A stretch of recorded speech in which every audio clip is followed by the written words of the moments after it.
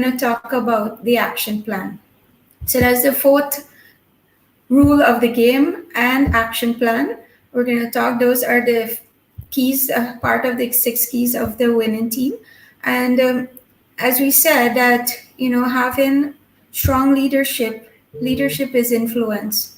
John Maxwell says, so each and every day, how are you influencing your team? Then, do you have a common goal that everyone is working towards? Do they know the goal? And then today we're going to talk about the rules of the game. Now, when we talk about rules, what are your company culture? What are the rules that you're going to operate by?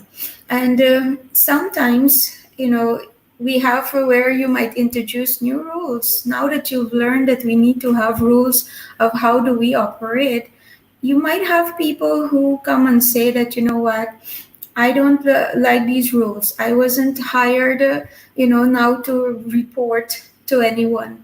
I wasn't, when I was hired, maybe no one told me that I need to be smiling to the customer. Now I have to smile. Now I have to make sure I'm at work on time. And these are, rules that maybe not in place or was in place. Some people maybe, in some companies, as they introduce new culture, is this that, no disrespecting. We're not going to raise our voice at anyone. We're going to be respectful. And, before some of your team members will come on board and some would not come on board. And this is what we call it that, sometimes the idea is that the team might say that that's not what they were hired to do. I am not getting paid to be nice. I am not getting paid, to do these new things and now. So maybe now you have them to report, okay, we're going to have something called key performance indicators. And before I was never being measured. So when you raise the standard and the norms in your organization, understand that not everyone will come on board with you. Okay?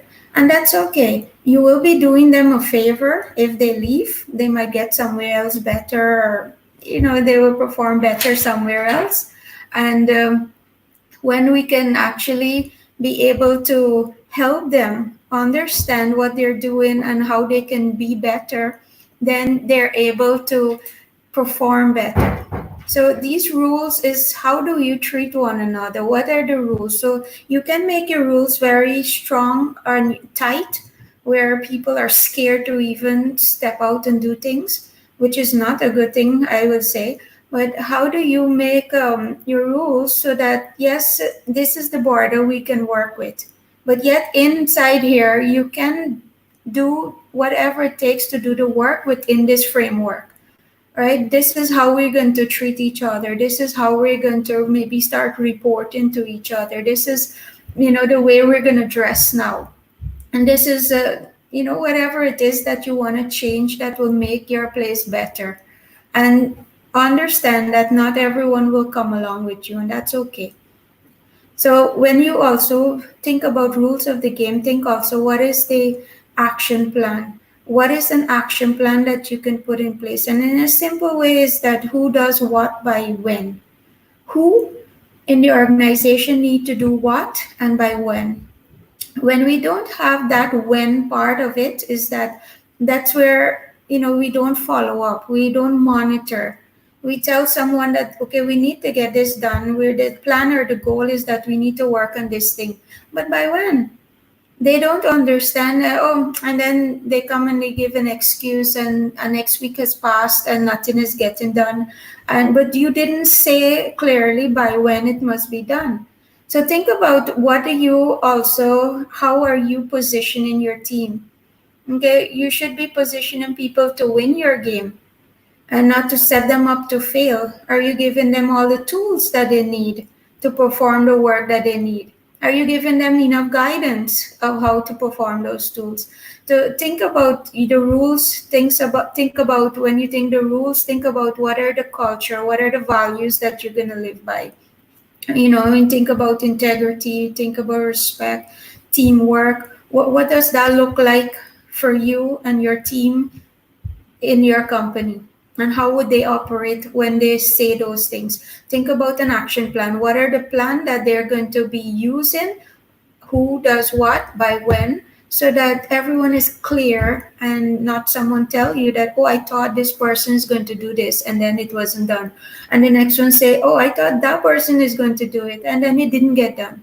So look at those things and see, do you have these in place? We want to have a winning team, and we keep hearing everyone say, oh, we can't find good people. Maybe we have a brain drain in Ghana or something and we can't find good people anymore. But again, it is about how do you train your team? How do you bring, the energy that is needed for the team and get them to perform at the level? Training is so important that you get them to understand, because if you also, as the owner, is not growing, as I'm saying, your team would not be growing. So look at yourself, what needs to be changed there that you need to learn again, and then bring your team along. Meet with your team. Some people will tell you that, okay, now we're going to have staff meetings. I notice many business don't do that. They don't have a general team huddle, whether it's once a month or twice a month or whatever, so that you get communication flowing from everyone. Now that you might tell some of your team member, we need to start having communication, they might say, oh, we weren't paid for all of that. Right? And there are going to be people who are going to be like that, but there are going to be those who will come on board with you and support a structure that will be building your company for growth. Again, if you need more information on this, please do call the number at the bottom, book a session, or share the video, like it, and looking forward to see you in the next video. Take care.